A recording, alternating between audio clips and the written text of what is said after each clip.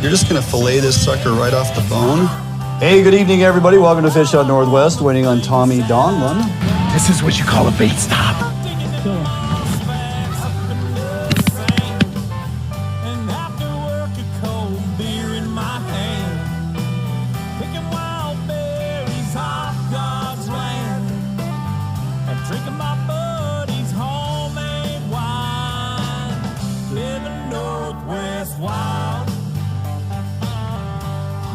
Fishing is my kind of style.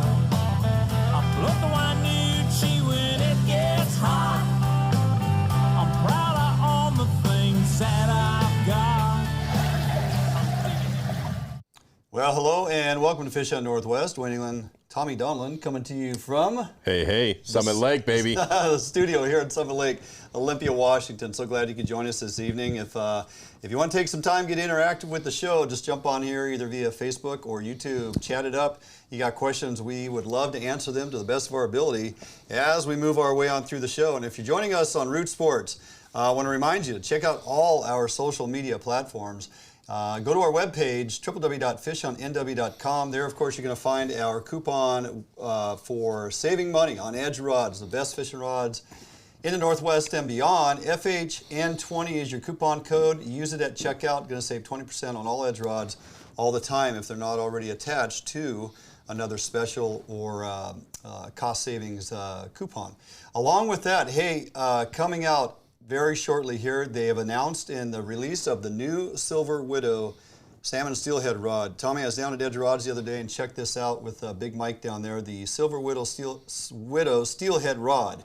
Now those are going to go, they're going to hit the market for $495, which is a bit of a steep price, but the introductory offer here for right now, you can pre-order as they're being built, $295 for this rod, and it's amazing. This is an SWC STR 1044 two-piece LMX rod. It's a 10'4", 6 to 17, which is just a phenomenal build for a classic steelhead rod here in the Northwest. You can bobber dog with that. You can vertical jig presentation, bead fish, and of course, toss spoons to your heart content. That, I can't wait. I already got my order in for 2 with Kenny Lutz. You hearing me? Get my rod. So those are coming. Get them in spinning or casting. I'm telling you guys, when you put this rod in your hand down there, you're going to understand why you need to have this in your steelhead arsenal. So make sure you check them out. Go check those out online and get in line. Get your order in. So with that, hey man, we're back in studio. You left me high and dry last week. Sorry, I had to go get a tan. Yeah, I can see that. You got a little color going on. little trip down to Cabo and back. That's right. You know, it was very, very epic. You know, it's always special when you can go to the striped marlin capital of the world. That's a good point. You know, and it's that time of year where it's on. Yeah. It's on like Donkey Kong. Yeah. Those marlin are there in force. I mean, there's, leading up to that trip, there was some reports from some of my buddies of 40 to 60 marlin a day. Seriously? A day. Wow. Yep. One of my buddies down there, Mike Tumbiro, has some absolutely epic drone footage. We'll have to see if we can get that footage and share that. It is just unreal when you realize how many marlin are in that zone. That would motivate folks to come on down there. And we come back after the Puyallup show, in between the Portland Puyallup show. We're going to have a good segment or so with you, kind of walking through the process of how do we land down there in Cabo? What's the best way to get there? How do we ensure we're going to have, a good trip and not get screwed over? So we'll break it down. Yeah, that'd be great. I think people would love to hear that. So, all right, well, nice to have you back, and can't wait to see more of the picks. And looks like you and Ty had a great time. So, with that, hey, running down the show, we got a busy show tonight, Tommy, as we typically do each and every week. Buddy Troy Black's been knocking them dead over there at Roosevelt, so of course we're going to talk to him because it is that time of year. It's winter, so you should probably be kokanee and triploid fishing over there at Lake Roosevelt. Our buddy Troy Black's getting on here this evening to get you dialed in for both trophy kokanee and, of course, triploid rainbows. We'll have them for 2 complete segments, so get your notepads ready. Then we'll run down your list, Tommy, at the Seattle Boat Show. Seminars, topics, and times. You will not want to miss these amazing seminars with phenomenal information and great presentations. So we'll make sure you have the dates and the information. Bring him back, final time, guest Dan Ayres, WDFW Shellfish Manager. Tommy, he's retiring after 40 years with the agency. We will check in with him before he walks out the door for the final time. Looking forward to that. Then we also have Sportsman Show event dates and how to save 15% on all FHN swag. And of course, why you need to attend my seminar. You're not going to want to miss that one. And also, as we close out the show, we're going to have a conversation with Mark Pigeon. He's the president of Washingtonians for Wildlife Conservation. Tommy, if you're not aware, him and his group, along with a few others, are suing Governor Inslee because of the current structure of our Fish and Wildlife Commission. Makes perfect sense. And you're going to definitely want to hear what that's all about. So don't go anywhere. We're going to jump out for a quick break. We come back, our buddy Troy Black, talking about Triploids and Kokanee, trophy Kokanee over there at Roosevelt Lake, right here, Fish on Northwest. Defiance Marine is the one-stop shop for the Pacific Northwest angler. Defiance Marine guarantees the best price on a new and best service on a repower for your current boat. Defiance Marine is a Honda Premier dealership and one of the largest on the West Coast. Defiance Marine is a boat dealer who proudly sells Defiance, Allied, and Arima boats. All boats are built by West Coast fishermen for West Coast fishermen. Defiance Marine has all your boating needs to help you get out on the water. If you're looking for the best fishing rods in the world, you really do need to take a look at the Edge rods. I designed and built new machinery, and I think this new machinery has enabled us to build blanks like no other company can build without this equipment. There is no other rods in the world that are as good as these rods. You owe it to yourself to take a good look at them.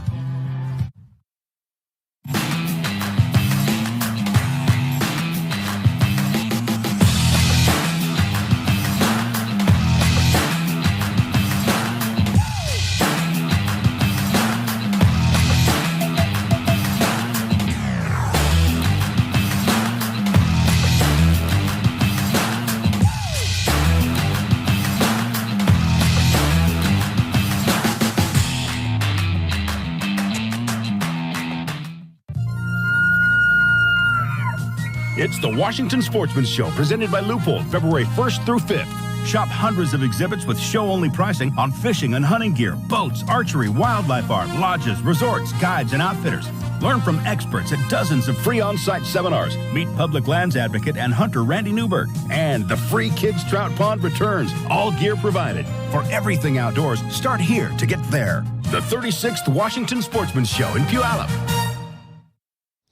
All right, welcome back here in studio, Dwayne England, Tommy Donlin, and one of our favorites, Tommy. I mean, the guy just, gets it done. Go over there and hang out, fish with him. He just shows you everything. High production fisherman, for sure. Oh, yeah. Yep. It shows you everything you need to know. Troy Black, Blacky's Guide Service, www.blackiesfishing.com. And joining us once again here because we want to talk some Kokanee and, of course, Triploids. It's January, Troy. It's cold. You usually don't even start fishing Roosevelt until February, but this year you're already on there. What's going on? Hey, thanks for having me. It's good to be here again with you guys. Yeah, we started early this year. Temperatures were right, conditions were right, and the fish are absolutely excited for us to be there. No, that's great. So this really, really good. You got this cold water fishery going on, targeting these Triploids. Where are they? Are they shallow or are they deep? Where are you finding these fish? And I want to know, why are they there? Yeah, so the when the water temps right now is 36.9 degrees, and the fish in the wintertime, November-ish, they start to move up into the top 20 feet of water and till right up on the surface. And they're just up there feeding on the shrimp and the bugs. It's been that way for 40 years. So it's always, you can always set your clock November 1st to January 30th. No, June 1st, excuse me. November 1st to June 1st. November 1st to June 1st. The fish will be up on the surface, and you get them on planer boards, you flatline them, run your gear, 125 to 150 feet back behind your riggers. Today we caught fish on our downriggers from 150 feet back, 2 feet down, all the way down to 12 feet. That's crazy. So speaking of, let's focus on triploids first of all. So what's your recommendation basically for first timers? They're thinking about going over there. I mean, it's not like it's in everybody's backyard. You're kind of committing, hooking up the boat, getting on the road, getting over the pass for us here on the west side. Yeah. Where do I start? Lure, wise as far as size, color, dodger size, color, those types of things that people are really, curious about to make sure they're going to find some success. Sure. So the lake is huge, right? It can be super intimidating for people. We book a lot of trips with people over on the west side that will bring their boat over. They'll fish with me for 1 or 2 days, get kind of dialed in a little bit, and then they fish on their own. Mm-hmm. But if they're going to come do it on their own, for the rainbows, I would concentrate, right up on the shore, all the way out to probably 100 feet. And then you want to speed up a little bit faster than the kokanee. The triploids want to be in that, this time of year, in that 1.6 to 1.9, maybe 2 miles an hour. Mm-hmm. And run like muddler minnows. I grabbed, I don't even know if this is going to work, if you guys can see those or not. I can see that. Mm-hmm. Like a perch colored muddler minnow, tip it with a night crawler, and get it back there, try to target that top 10, top 12 feet of water, whether it's leaded line or on your downriggers. If you want to run squids, real good squids are the black and silver. They love that squid. Purple and silver. Whoop, there it is. Purple silver. That there it is. color. Yeah. Yeah. My all-time favorite though is perch color. Anytime you're targeting trout, run these perch colored squids. And my all-time favorite Rapala, the golden orange. They hit it all the time. Golden orange. And then just start rolling. Just start trolling. Some days they like it going down lake with the current. Some days they like it against the current. You'll find bays that will hold triploids, and when they're in there, you can just make laps and just beat on them. Most of the time, generally speaking, the triploids are pretty willing participants to play. Mm-hmm. Mm-hmm. They're a triploid, right? They're put on the earth to eat. Yes. And so they want meat. So if I'm strictly targeting the triploids, that's what I'm running. I'm running lots of oranges, not so much pinks, lots and lots of perch, chartreuses. I'm looking at all the gear that I set out for you guys. And don't be afraid if you're targeting rainbows or the triploids. Run your little super baits. There you go. Oh, there we go. Yep. Hey, so I got another question for you, Brad. plugs. I got another question for you. So, Yeah. Lake Roosevelt, you said it, it's a big lake. So these trout are in the bays. How are you picking? How would somebody that doesn't know, they're going over there for the first time, they got to pick a spot. What are they looking for in terms of the structure, or which bay to pick, or where to go on the lake?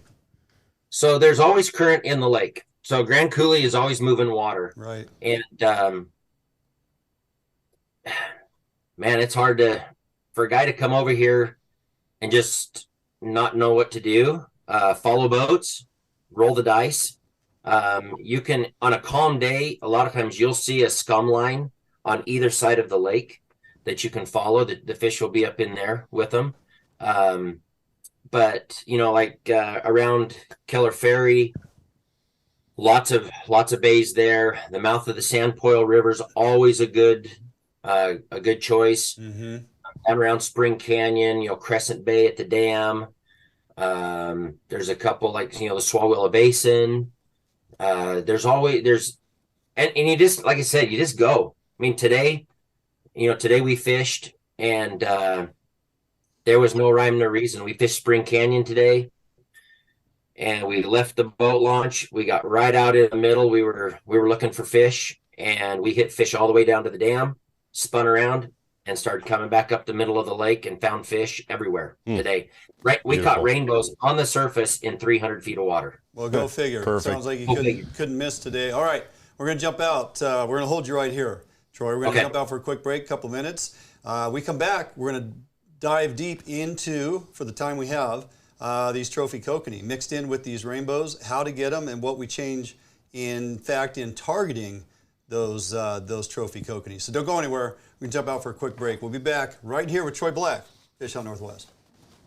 Allied, the new leader in heavy gauge aluminum boats. Allied boats have standard reverse chine and lifting rakes to help you plane faster and run at lower RPMs. Allied boats have several models to choose from, ranging from a 19-foot Mustang all the way up to a 32-foot Liberator. So regardless of what type of heavy gauge aluminum boats you are looking for, Allied Boats will have it for you. Contact Allied Boats today to learn more about these incredible fishing machines. Hi, this is Joe and Megan from Archery World. We have 4 store locations. We are at the Lacey location right now. I just want to highlight some of our camping gear. We have Mystery Ranch packs. We have Crispy boots. We have 6 Hour optics. We carry Havalon knives. We carry Garmin products as well. So it's not just archery. We want to try to make this one-stop shopping for you guys. And so if you need it and it puts you in the outdoors, we probably have it. So come down and see us.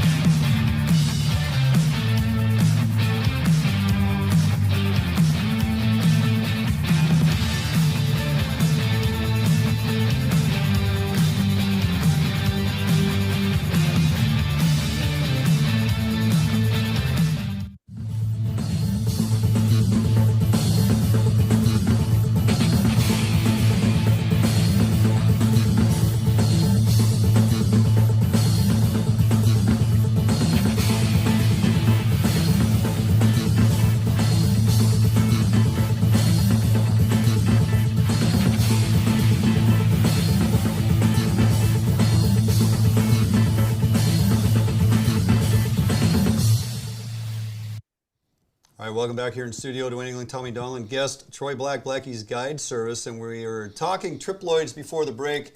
Troy, now we want to kind of dive into, what's the significant difference here when we're targeting these trophy kokanee? Do we change up that much? Are we still using the planer boards, long setbacks, as you kind of mentioned in the first segment? Kind of give us some insight as to what's our drastic change out if we're going to target these kokanee. Yeah, so the first drastic change for me is they're spooky fish. They're up on the surface. They do not like the boat. So we want to get as far away as the boat as we can and still fish effectively. And so we're gonna switch from going fishing a lot of night crawlers and just straight corn out of a can for the trout to marinating your corn, coloring up your corn, use maggots, do the typical kokanee thing. A 10-inch kokanee will you can catch a 22-inch kokanee just like a 10-inch kokanee. You want to slow way down. So like when we're fishing trout, the triploids, we're up in that 1.7-ish to 2.1 sometimes. Mm-hmm. Now we're backing up. We want to be under 1.5. And so 1.3, 1.4. Today, 1.4 was the perfect combination for us. We caught 7 kokanee today. Got a 22-incher, got an 18-incher. 4 of the 5 that we turned loose today were all 16s. Oh, so 2-year-old fish. They'll be next year's fish for us. Yeah. But we're focusing a lot more on pinks, and so like the little pink, the little plankton micro squids, our pink squids here. These are the things that we're going to be using a lot more of, the pinks and silvers. I'm a big proponent of the Dodger squid fishing. I've got the silver and pinks, the pink Bahama type colors. I'm trying to see if you See those or Yeah, not? we can see them. Yep. Yeah. Those colors. The silver Bahama is a good one too. Lots of those kinds of colors. The Kokomo styles with the pinks and oranges. And this is actually a super fly dodger, but so those are the colors. And we're going to go a lot slower. The willow leaf type blades on your spinners like that there. If you can see those, it's just off my reel there. It's a bunch of menagerie, but so we're going to go slow. And, the Kokanee are a lot more fickle. They're a lot more finicky as you know, being over here. Yeah. Some days you can pile the corn on a hook. Some days they want one piece of corn on each hook. And so scent's a big deal. My favorite corn scent is anise krill. I use it January through July. It always seems to work, whether I doctor it up with, color it pink or leave it natural color or orange.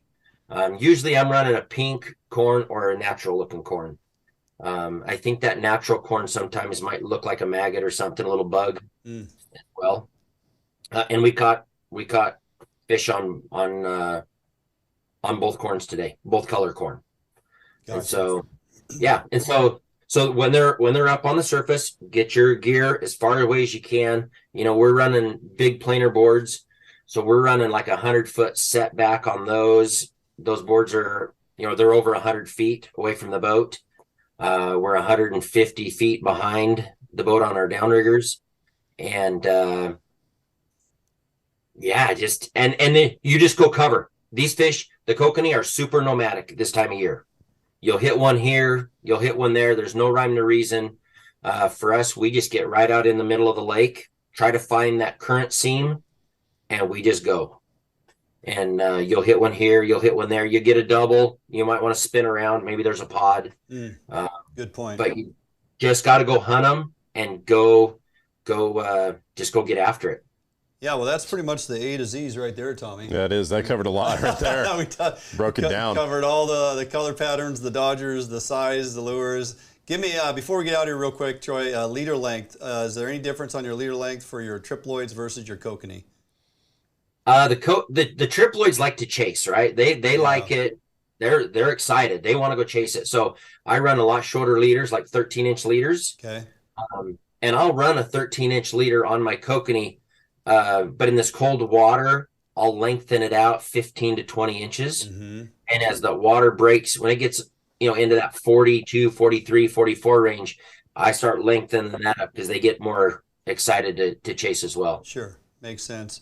He is Troy Black, friend for a long time. Blacky's Guide Service. Look him up, www.blackiesfishing.com. If you want to get the A's to Z's over there at Roosevelt and get the Triploids and the Kokanee dialed in from now all the way in through June, July, he's the man to connect with. Troy, always a pleasure, my friend. And yes, I'll be in touch because I know you've invited me back to get on the boat several times. And I told you I'm bringing my boat back over again this year. Looking forward to seeing you out there on the water. Okay, sounds good, guys. Thanks for having me. Yeah, buddy. Have a great evening. Thank you. All righty. Wealth of knowledge there, so much knowledge. You just hit start and just let him talk, right? We got questions we're going to ask. Oh, he answered that one. Yep. He answered that one. Anyway. All right, don't go anywhere. We're going to jump out for a quick break. We come back. Tommy's going to give us a quick rundown. Boat show seminar schedule, title, and, of course, dates and times. Information you're going to want to use and pay attention to. So jump out for a couple of minutes. We'll be back right here at Fish Hunt Northwest. Contract Security Service provides day-to-day peace of mind as they protect people and property. Here at Phoenix, we provide service for multiple state and federal contracts with services ranging from uniform, patrol, alarm monitoring, canine detection, executive protection, as well as investigative work. Recruiting highly qualified officers is the first step in building a strong team. If you are prior military or law enforcement, go to www.phoenixprotectivecorps.com and apply today. New days, new beginnings, new friends, new loves, new dreams, new goals, new scenery, new job. No matter what the next chapter holds, Better Homes and Gardens Real Estate will be there to help you find the new that's right for your lifestyle at any stage of your life. Better Homes and Gardens Real Estate. Expect better. Sportco, an outdoor emporium, is the largest local outfitter in the Northwest since 1975, providing thousands of people affordable outdoor gear. This summer, make your next outdoor adventure more affordable by shopping at our warehouse-style pricing. We are a local Scotty dealer, offering sales, service, and repair. Located in Fife and Seattle, come visit us today. The outdoors await you. Yep, for sure. Oh yeah, big fish. Yeah, buddy. Nice fish. Oh, beauty. Gorgeous fish. Bobby's on the board. We got a good one. Oh yeah. Oh, geez, come on. Nice fish. Nice fish.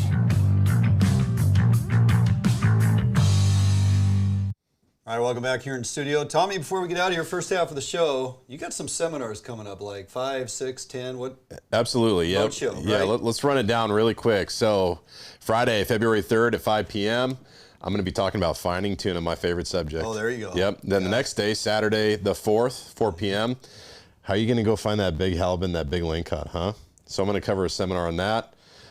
Sunday the 5th, got 2 seminars that day, 3 p.m. It's going to be all about chasing those coastal salmon, those kings that we love off Nia Bay and the coast. And then I got a new seminar. I got 2 new seminars, that's right. actually. I was waiting to hear what these are. 5 p.m. I'm excited for this one. It's slow pitch jigging, right? New jigging method, right? Edge rods, accurate reels. Tuna love it, salmon love it, halibut love it. I'm going to get into that. Can't wait. And then Friday the 10th, week later, 7 p.m., I'm going to follow up with it's an all-inclusive seminar. It's like if you break down the calendar, right, and you look at all the saltwater opportunities, what they are, you know, a little bit of how you do it, when you do it. When you do it. Yep. And so that's going to finish it up with that, and that's a brand new seminar as well. Yeah, that's awesome. I think we're going to have to produce that calendar. Yeah. People have been asking. I think so. Yeah, that's a good one. Calendar. Wouldn't that be a great idea? I mean, people have been asking us to do that, so it's something we should probably jump on. That sounds awesome. I mean, there's a number of great topics there. I'm sure it'll be packed, as it always is.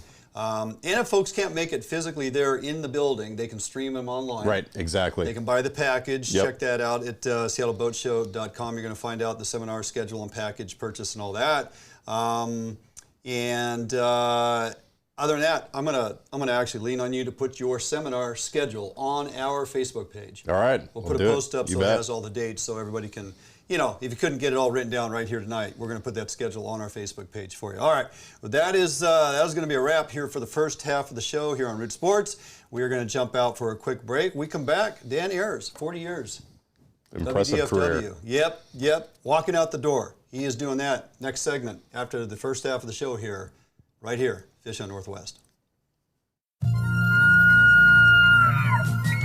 It's the Washington Sportsman Show, presented by Loophole, February 1st through 5th. Shop hundreds of exhibits with show-only pricing on fishing and hunting gear, boats, archery, wildlife art, lodges, resorts, guides, and outfitters. See Brett Stoffel's Outdoor Survival Clinic, presented by Western Washington Toyota Dealers. Enter your trophy in the Head and Horns competition. And don't miss the Lumberjack Show at 1 and 3 p.m. daily. For everything outdoors, start here to get there. The 36th Washington Sportsman Show in Puyallup.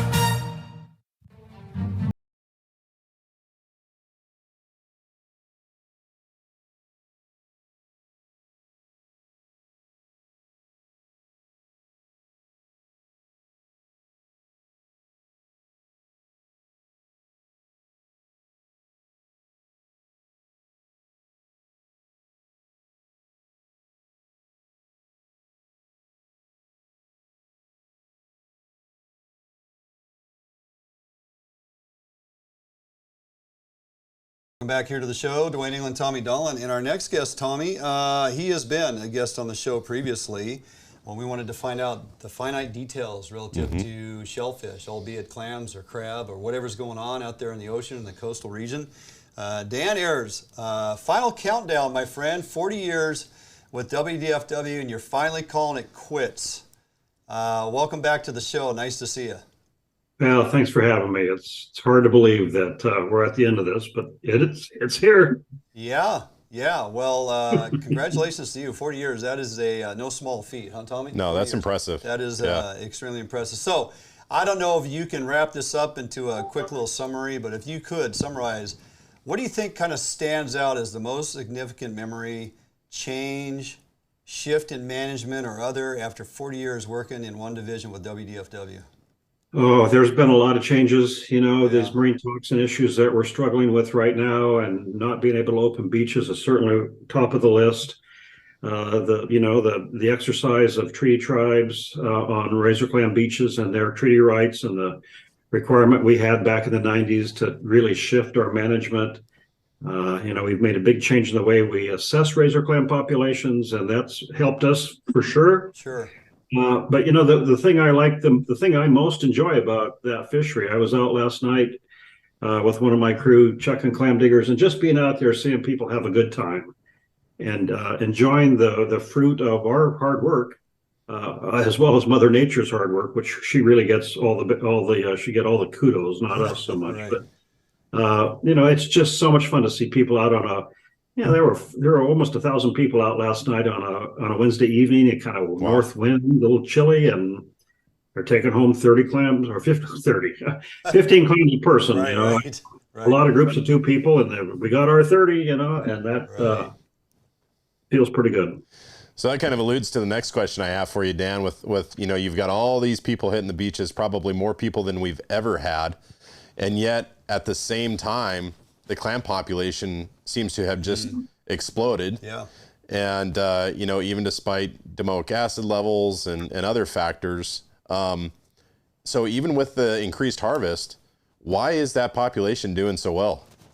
Well, contrary to a lot of what you hear, I mean, the ocean, at least in the near shore, has been very healthy. There's a lot of plankton available, and razor clams need that.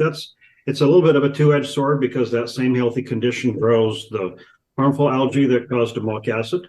So often when we have big razor clam populations, we end up with a toxin issue, because those same good nutrient-rich conditions along the shoreline exist. But that's really it. Razor clams continue to spawn well and produce large numbers of juveniles, and they just keep on a perking. And I've always said the most important thing we can do is allow some harvest, then get out of the way and let them do what they do best. Absolutely. And you've kind of mentioned here a couple times, Dan, the domoic acid levels and the constant monitoring that you and your staff do to either indicate whether we can or cannot participate in the clam digs. We always get those notices, and then there's a pending if the acid levels are within, or the toxin levels are within safe levels. So now, is this something that has been part of your career pretty much from when you started? It seems like it's something that kind of came on somewhere around the late 80s, early 90s. Is it something that you had to deal with more so later in your career as opposed to early on? Yeah, I mean, I started work in 1980, and in those years, all we did was test once at the beginning of the season. And we were looking for paralytic shellfish poison. Department of Health would test those clams, and we never had a problem, and off we'd go. Interesting. And it was 1992 when we got a call out of the blue, and I remember that phone call that we need to close right away because we have an issue with domoic acid. And it was the first time I'd ever heard those words. Yeah. And we had a big learning curve at that point. And, thankfully, the Department of Health was at our side, a lot of big scientists at NOAA.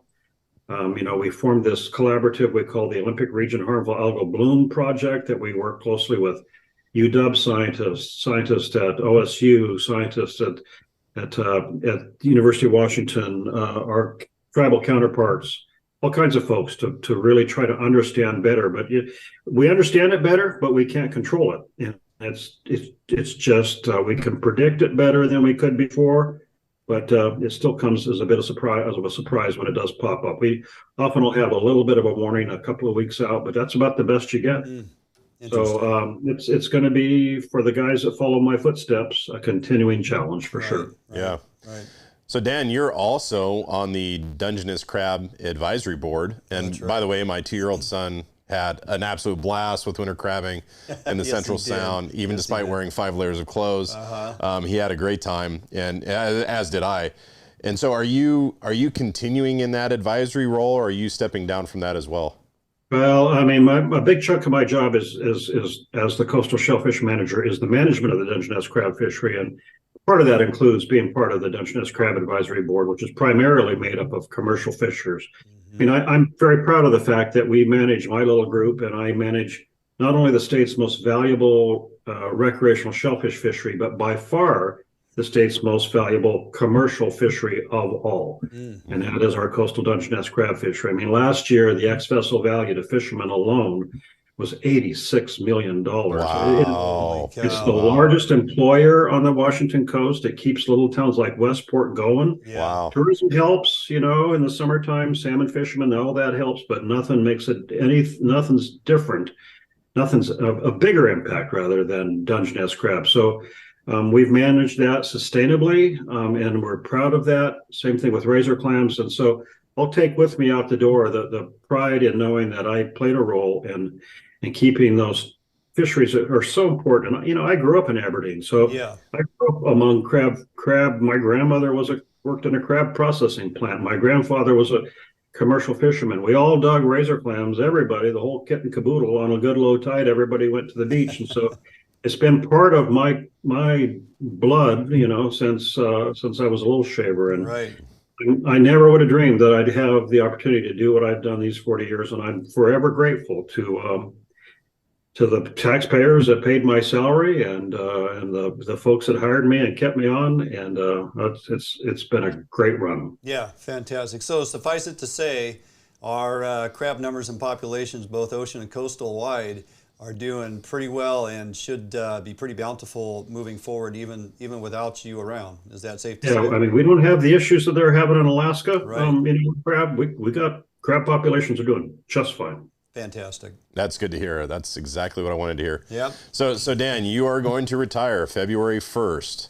And I mean, your passion for crabbing, clamming, shellfish, it's very obvious, I will say. And I really admire that. Yeah. And so I'm curious though, you're retiring February 1st. What is in the retirement plan? What are you going to be doing? You going to be fishing? Well, there's a long list of honeydews, like everybody always says. Oh yeah, there is that. Yeah. Start tackling that.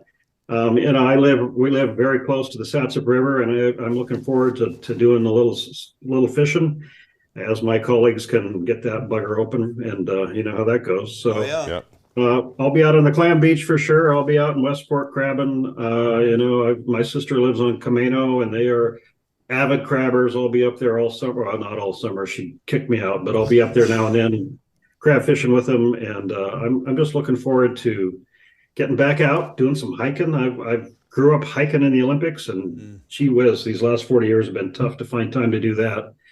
And I can still move a little bit, not as much as I could 40 years ago, but I'll get out and do some more hiking and just enjoy where we live and the resources that we have. We're so lucky and so blessed. So. Oh yeah, Amen. Absolutely, amen to that. So, well, congratulations on an amazing and illustrious career, Dan. 40 years. Tommy and I tip our cap to you. You've done an amazing job managing our shellfish there, ocean and coastal, and we just can't thank you enough. And I'm going to miss having you on for segments, but I'm pretty sure whoever is filling your shoes and or who you've been mentoring is going to step in and do a phenomenal job. And we'll get on a first-name basis with them as well, so things to look forward to. So enjoy that retirement. And again, thank you for all your hard work and your years of service to the community. We really appreciate you. I'm honored to have had the chance to be here. I appreciate it, guys. Fantastic. Thank you. All right, Dan Ayres, retiring WDFW 40 years, and thanks for joining us on the show tonight. We'll take care. Thanks. All right. There you go. Boy, 40 years, Tommy. Phenomenal, and it sounded like he loved every minute of it, which is, you don't find too many people that love every minute of their job, and it really sounds like he had it figured out. Yeah, I mean, if you can continue to show up to work day in and day out with passion, and just always have it there. And I got to figure, if he didn't probably have a wife and wasn't so dedicated to his family and was like, really looking forward to doing other things, he would just keep going away. right? He'd just probably go another 10 years, no big deal to Dan. So anyway, hope you guys enjoyed listening or hearing from Dan. Always been a great guest. Enjoy his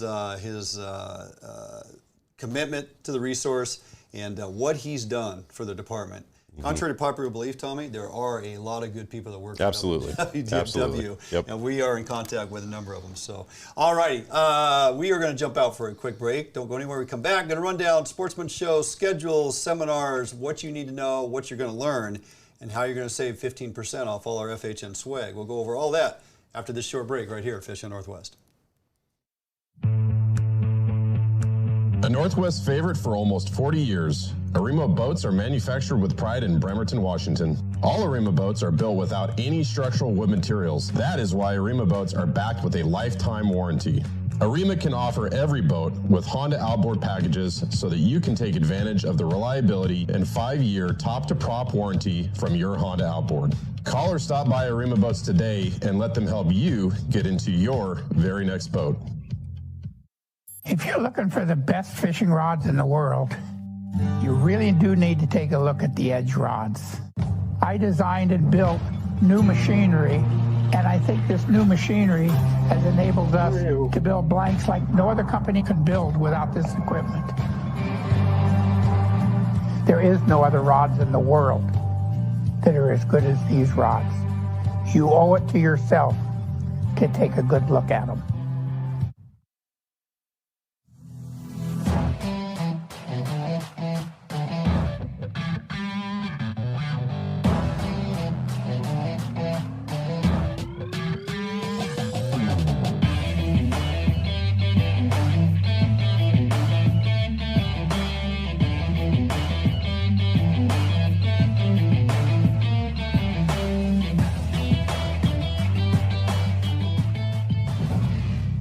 If I'm too early, I can leave and click back in.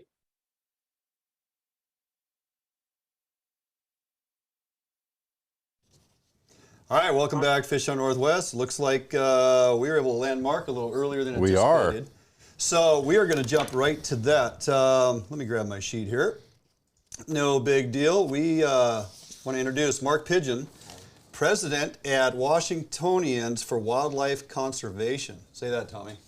That's a tongue twister. I'll let you say it. So welcome to the show, Mark. Glad you could join us.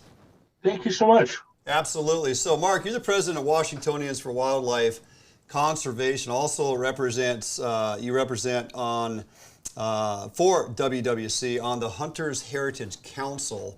Folks can find you at www.4wc.org. That's almost a mouthful in itself there, Tommy. So, hey, Mark, we got you on tonight because you and your group are working towards filing a lawsuit against our current governor, Governor Inslee, in regards to the current makeup of the commission. Before we get walking down this road and listen to what you have to say, you know, a simple Google search for the mission statement of WDFW Fish and Wildlife Commission, Tommy, would reveal that the Washington Department of Fish and Wildlife's stated mission is to preserve, protect, and perpetuate fish, wildlife, and ecosystem while providing sustainable fish and wildlife recreational and commercial opportunities. There are many in our camp who don't believe that that's exactly what is going on. And Mark, you've come out publicly and announced that you intend to sue Governor Inslee for failing to maintain a balance of perspectives on the state's Fish and Wildlife Commission. So go ahead and tell us how you found yourself going down this road. Well, if you read RCW 77.04.040, it says that the commission should be balanced with all user groups. For the first time, that the commercials have no representation. It also says that the governor should reach out to all user groups. I mean, anybody can say that they're a hunter. I mean, I can call myself an animal rights activist. I mean, I support animals and I support their management and the proper use. I support ungulates being well managed and the ecosystem being managed as a whole. I mean, but none of the animal rights groups would call me that. Right. I mean, anybody could call that, but anybody can call themselves a hunter. I mean, Lemcule calls himself a hunter, but he doesn't vote like one on the commission. That's a good point. That's true. Yeah, yeah. So we have 5 animal rights activists, and that's not what the mandate of 77.04.04 does. And the only way that we can correct that is by having a lawsuit against the governor to create equal balance on the commission. Yeah. So, Mark, I mean, and it's no surprise that the commission is completely unbalanced. We've talked about it on the show. We've seen it in the canceling of the spring bear hunt. We've seen it in the discussion around the Blues Mountain elk population. So it's no surprise. But we got to ask the question, what is Inslee's selection process? Is there a process that he's following or not following, in terms of Washington code? And, is he taking any input other than those special interest groups for the predators? The Hunters Heritage Council is the largest hunting rights organization in the state of Washington. Right. We are the only one with a full-time lobbyist in Olympia. We're the only one that lobbies the legislature for hunters' rights, and we've received no input, and we've had no input for these commission selection process, and neither is Washingtonians. We are the Unity organization. We were formed after the spring bear, and when the bear initiative passed, that you couldn't use hounds and dogs for bears, and you couldn't use hounds for cougars. Nobody's ever approached us, and you ask the Safari Club organizations, none of the Safari Club organizations have been approached. None of the big hunting rights organizations have been approached for any of the commission appointees, for hunters, and saying that, and our communities have been approached for commission appointees on the hunting side. So the hunting community has never been approached for the hunting commissioners.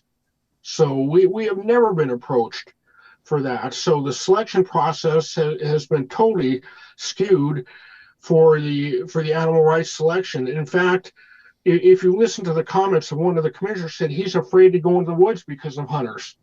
That's just blatantly ridiculous. And basically, what you're saying is that all our recognized organized groups here and throughout the state of Washington who have had the ear of the governor historically in the past, as you work through the appointment process and following Washington State Code and taking input. And as Tommy kind of mentioned, it's been isolated to these isolated groups who are all about preservation. So the list that we currently can look at, Lorna Smith, Melanie Rowland, Tim Reagan, John Limco, and of course Barbara Baker leading the pack, so to speak.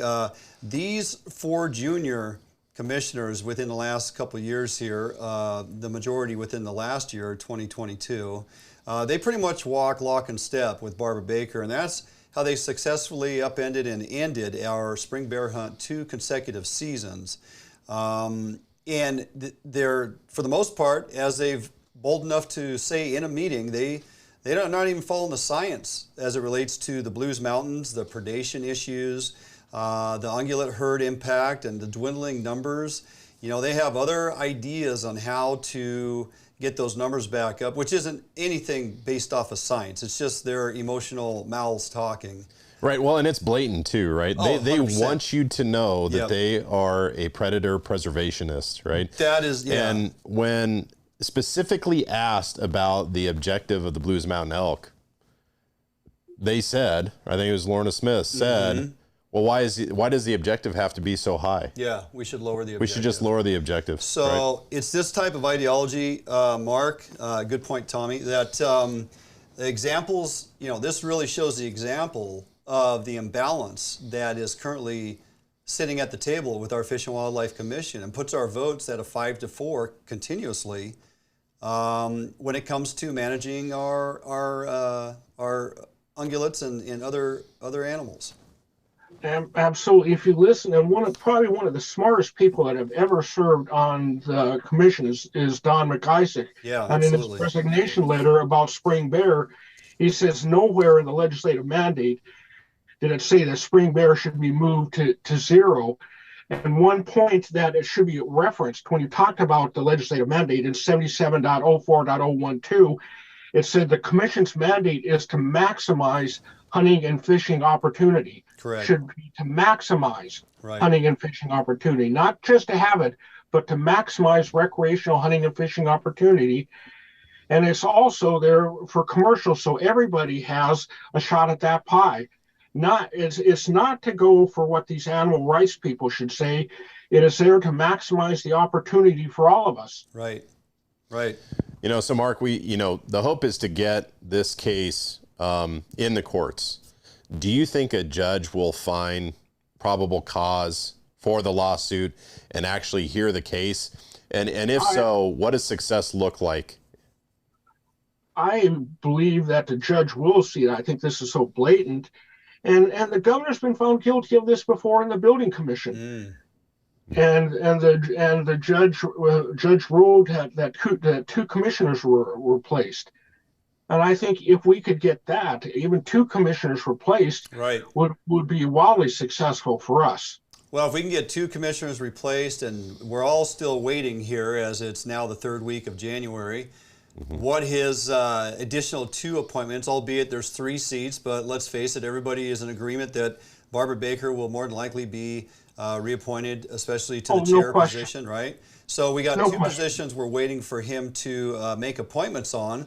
And as you just alluded to, if we can get 2 additional seats flipped and kind of lean this commission back to those that are truly about managing fish and wildlife, not preserving, I think we're heading down the right road. So to kind of summarize this, Mark, put it in simplest terms, the governor is basically ignoring the code, the Washington State Code, and the process that's been recognized for appointing persons to the seat of the commission.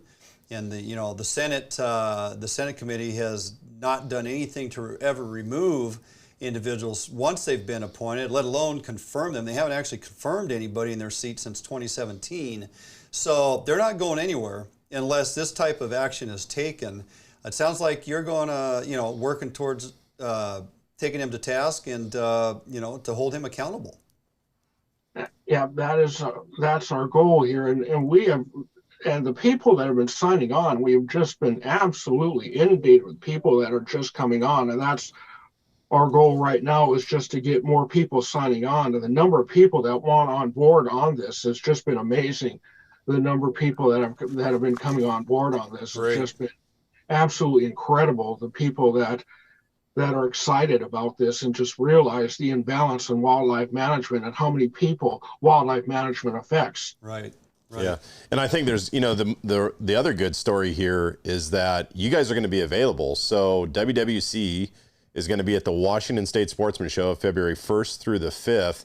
So people can come talk to you, right? They can have this conversation. Do you recall do you recall which building you guys are going to be in, where the booth is going to be? Right, we will be it's the building that has 2 levels on it. Okay. Okay. Yeah, the one more so the hunting pavilion. Yep, kind of on the east side there. The pavilion. That's the building we'll be in. Yes. Fantastic. All right. Great. Well, Mark Pigeon, President, Washingtonians for Wildlife Conservation. Appreciate you taking time this evening to kind of get us up to date on what action you folks are working on and the direction you plan to take. And if we can support you anyway, we are jumping on board, and we're going to try to get the message out there and hope folks recognize your efforts and support you 100%.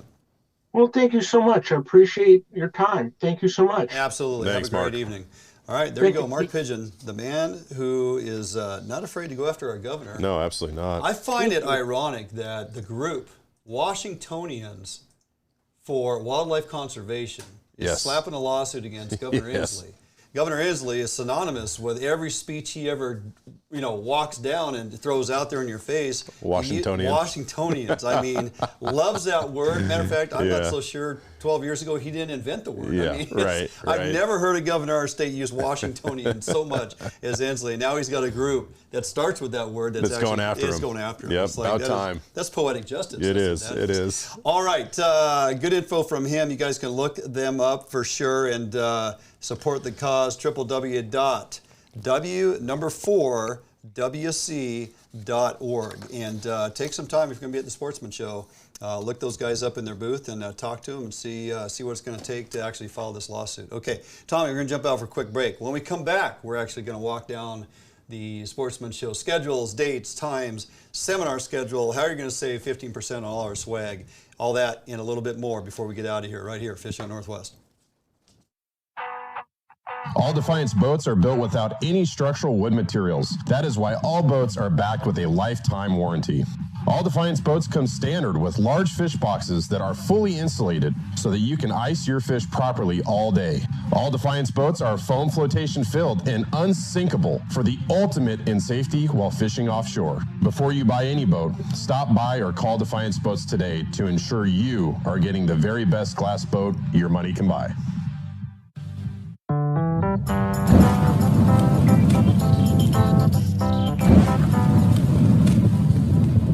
Cutbacks in funding and fewer law enforcement resources are affecting our businesses and communities. If your business is feeling the effects, Phoenix Protective may be the solution you are looking for. They offer security solutions customized to meet your needs. From remote video monitoring in their 24-hour control center to a proactive, experienced security professional on site, Phoenix Protective has over 20 years experience in ensuring the safety of their customers. Team members are highly trained and proactive, giving them the ability to adjust to the changing needs of their customers. Customers choose to work with Phoenix Protective because they provide the next level in security support to industries such as schools, hospitals, transit, and utilities. For a security assessment to see how Phoenix Protective can help you and your business, visit their website at www.phoenixprotectivecorps.com and select Contact. All right, welcome back here in studios. We are winding down the show. Tommy, you kind of mentioned the boat show. What are the dates on the boat show again? The dates on the boat show are the 3rd through the 11th. 3rd through the 11th. And I've got seminars the 3rd, 4th, 5th, and 10th. Yes, you do. Okay. There we go. Sportsman show, February 1st, Wednesday, opening day, February 1st through the 5th, Sunday afternoon. Typically Wednesday, Thursday, Friday is noon till 8. Saturday is 10 till 8. That is a grinder. Sunday is 10 to 4 or 6, something like that. Anyway, my seminar will be 4 p.m. on Saturday. Why should you attend? Well, I can tell you why. As we roll into the spring and we're fishing for kokanee, and whether you're going after triploids over on the east side or even these larger kokanee over there on the east side, them fish are suspended up much shallower in this cooler water this time of year.